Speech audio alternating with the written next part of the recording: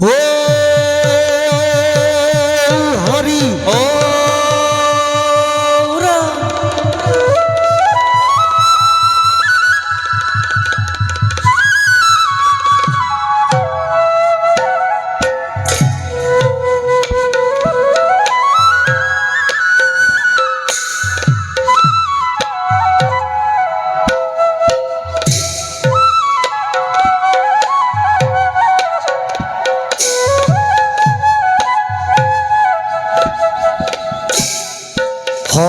ভত প্ৰবেশ কৰে প্ৰহ্লাদ কুমাৰ সংগেশ্বৰে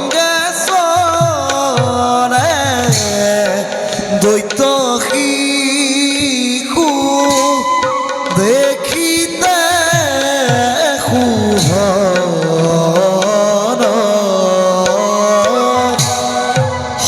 সংগেশ্বৰে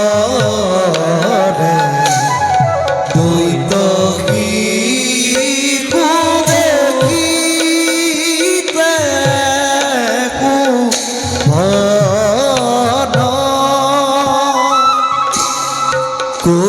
কৌতুক্ষণে পাইলা গয়া সভাৰ ভিতৰ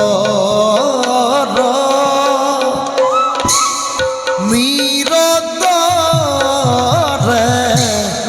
নৰে দাকি বোলা ৰাম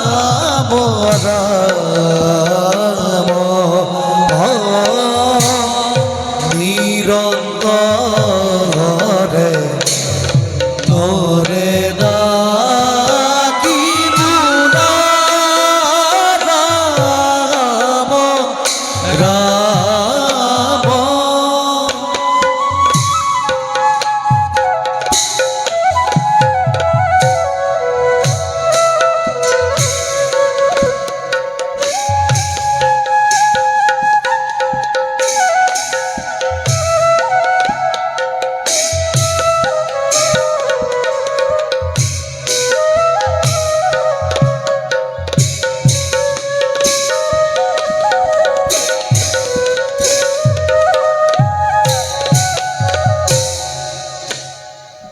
হৰিবল হৰিবল হৰি বুলেই কান্দে হৰি বুলেই হাঁহে হৰিনাম প্ৰহ্লাদৰ অমূল্য আই বাছা প্ৰহ্লাদ, তুমি কি কৰিছা ইয়াত? আই মই কি কৰিলোঁ? বাছা, এই দৈত্যকুলত কোনেও হৰিনাম ল'ব নোৱাৰে। আই মই দাদাহঁতৰ লগত খেলিবলৈ যাওঁ, মোক এৰি দিয়ক। বাছা, তই দাদাহঁতৰ লগত খেলিবলৈ যাব নালাগে।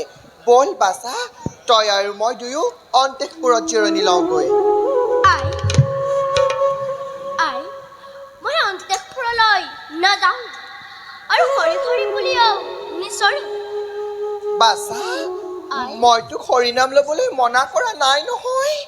তই যে নিচেই সৰু ল'ৰা, তই কি বুজিবি হৰিনামৰ মহিমা?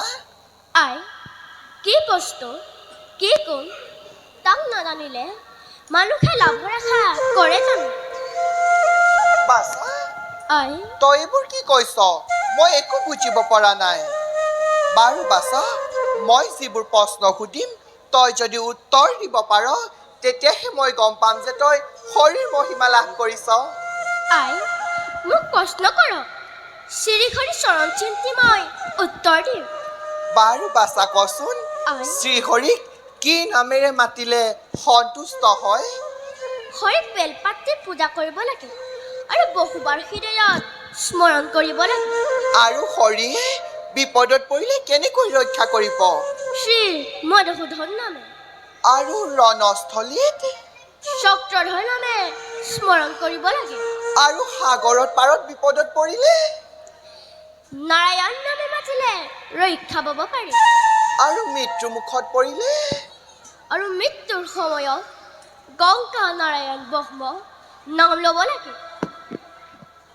বাছা প্ৰহ্লাদ, আই তই মোৰ যথাৰ্থ পুত্ৰ মই বুজিছো বাছা তই শৰীৰ তত্ত্ব ভালদৰে বুজি পাৰিছ কিন্তু বাছা মনত ৰাখিবি তই যাতে পাহৰণিটো মোৰ বাদেৰে কাৰো আগত হৰিনাম নলওঁ আই মই কাৰো আগত হৰিনাম নলওঁ বাৰু এতিয়া প্ৰণামহে জনাইছোঁ বাৰু বাছা মই খন্তেক জিৰণি লৈ গৈ তই দাদাহঁতৰ লগত খেলিবলৈ যা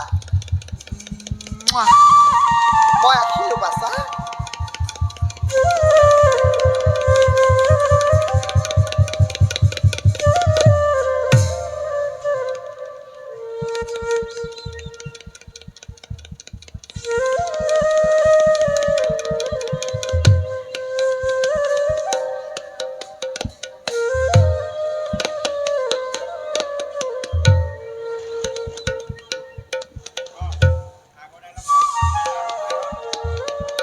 বল বাইহ আমি খন্তেক বিশ্ৰাম কৰোঁগৈ